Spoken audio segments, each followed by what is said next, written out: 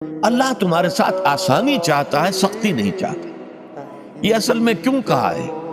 اس کی وجہ سمجھ لیجئے، آج بھی آپ کو اپنے ہاں ایسے لوگ مل جائیں گے جن کا تقویٰ کا تصور اتنا غلط ہو گیا ہے کہ 104 درجے کا بخار ہے، روزہ چھوڑنے کو تیار نہیں۔ بھلے آدمیوں، اللہ نے تمہیں ایک رخصت دی ہوئی ہے تو خام خواہ اپنے اوپر یہ شدت کیوں لے رہے؟ لیکن لیتے روزہ چھوڑنے کو تیار، روزہ قضا نہیں کرنا۔ سفر پر جا رہے ہیں اور روزہ قضا کرنے کو تیار نہیں۔ ایک موقع پر ایک غزوے کے دوران ایسا ہوا کہ کچھ لوگوں نے روزہ رکھا ہوا تھا، لیکن وہ اتنے یوں سمجھیے مزمحل ہو گئے کہ جب پڑاؤ پر پہنچے تو جن کا روزہ نہیں تھا انہوں نے تو بڑی چاق و چوبند طریقے سے خیمے نصب کیے، سارا بندوبست کیا، اور یہ جا کر بے سدھ ہو کر بے ہوش ہو کر گر پڑے۔